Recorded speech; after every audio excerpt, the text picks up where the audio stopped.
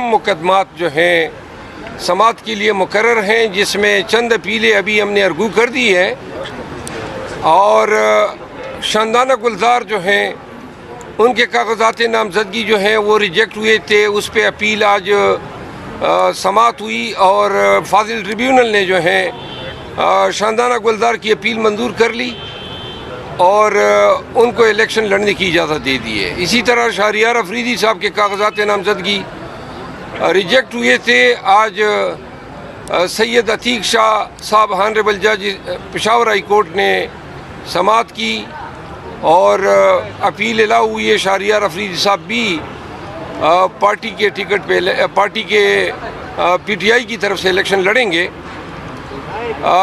میرے کاغذات نامزدگی جو ہیں مسترد ہوئے تھے، جسٹس وقار صاحب کی عدالت میں سماعت جو ہے 11 بجے کے بعد ہوگی۔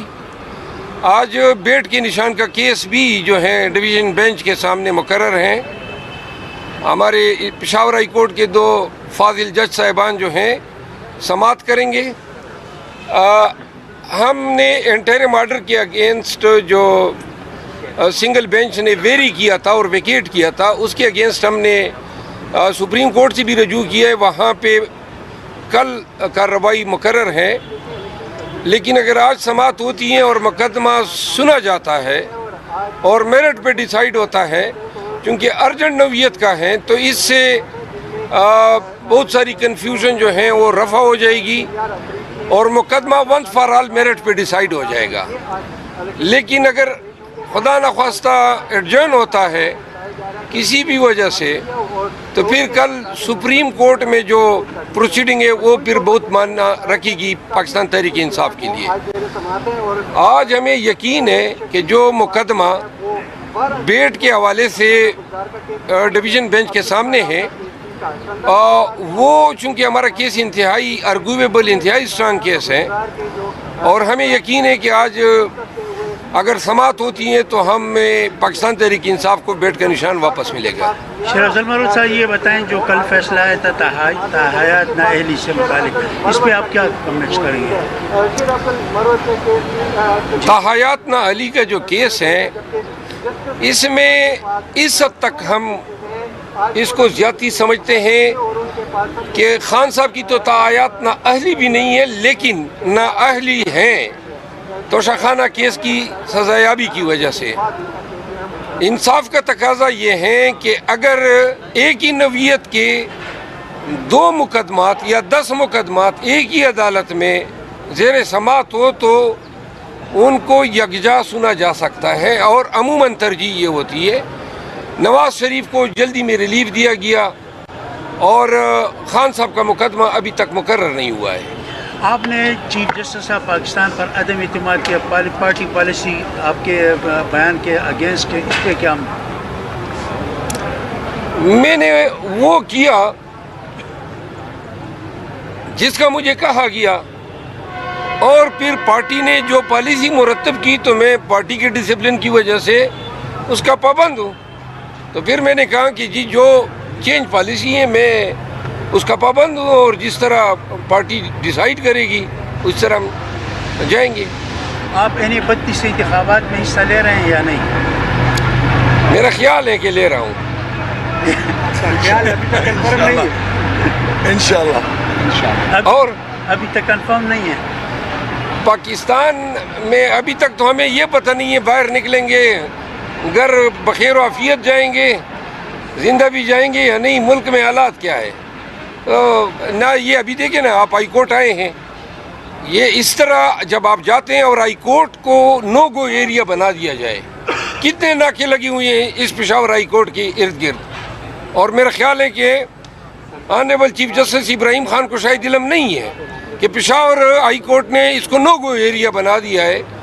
ہر جگہ پہ پولیس جو ہیں، یہ تانے نہیں ہیں، یہ بنیادی حقوق کی عدالت ہے، یہاں پہ اس طرح نو گو ایریا بنا کے میرے خیال میں کہ یہ پشاور ہائی کورٹ کی توہین کر رہی ہے کے پی پولیس۔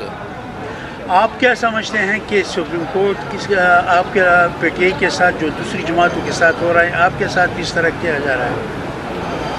آپ کا سوال انتہائی ابہام کا شکار ہے، واضح کریں۔ مطلب جی پی ٹی آئی کے ساتھ ایک جیسا سلوک کیا جا رہا ہے سپریم کورٹ میں؟ کسی بھی عدالت میں پاکستان تحریک انصاف کے ساتھ قانون کے مطابق ٹریٹمنٹ نہیں ہو رہی ہے۔ ابھی آپ ٹریبیونل میں دیکھیں 100% اپیلیں ایکسیپٹ ہو رہی ہے، مطلب یہ ہے کہ 100% یہ سارے فیصلے غلط تھے۔ As a matter of policy P T I کو ٹارگٹ کیا گیا، سنگل آؤٹ کیا گیا، اور تمام امیدواروں کی انہوں نے بلا دریغ کاغذات نامزدگی رد کر دیے۔ میرے کاغذات نامزدگی مذہق خیز بات ہے، پشاور میں میرے 6 ہم نام شیر افضل نام کے ان کے واٹر سپلائی کے بل میرے کھاتے میں ڈال دیے، جی اس نے بل نہیں دیا ہے۔ اب میں نے جج صاحب کو کہا کہ جی یہ کس چیز کا سہارا لیں گے، یعنی اتنی اندھیر نگری ہیں اور چوپٹ راج ہیں، ریٹرننگ افسر نے یہ بھی نہیں دیکھا کہ وہ بل کس کے نام پہ ہیں، یعنی صرف ہم نام ہونے پہ آپ سزا دے رہے ہیں۔ اور اسی طرح شہریار افریدی کے نامینیشن پیپر سے 2 دن قبل خفیہ پرچے کر لیے اینٹی کرپشن کے، اس کا نام ڈال دیا۔ اب کہتے ہیں وہ پرچوں کا آپ نے ذکر نہیں کیا۔ بھائی پرچے کا ہمارے فرشتوں کو بھی علم نہیں تھا کہ آپ نے پرچے کیے ہیں۔ مسئلہ یہ ہے کہ کسی ایک ریٹرننگ آفیسر پہ اپنے اختیارات کے ناجائز استعمال پہ کوئی جرمانہ لگا، لوگوں کی آنکھیں تو تب کھلیں گی نا، رول آف لا تب ہوگا۔ یہ اپیل ایکسیپٹ ہو کے کاغذات نامزدگی بحال ہونا انصاف نہیں ہے۔ جنہوں نے غلط کام کیے ان کو سزا دیں، ان کو کڑی لگنی چاہیے ایسی ریٹرننگ آفیسر کو، ان کو جیل جانا۔ یہ فراڈ کیا انہوں نے الیکشن کے پروسیس میں، انہوں نے آئین کے جو مینڈیٹ ہیں اور الیکشن کمیشن کی طرف سے جو فرائض ان کو جو ہیں تفویض ہوئے ہیں، ان کا انہوں نے انحراف بھی کیا ہے۔ ان کا کام تھا فری، فیئر اور ٹرانسپیرنٹ الیکشن کرانا، یہ کس چیز میں لگ گئے ہیں؟ پی ٹی آئی کے کاغذات نامزدگی جو ہیں امیدواران کے، انہوں نے تمام تقریباً ریجیکٹ کیے۔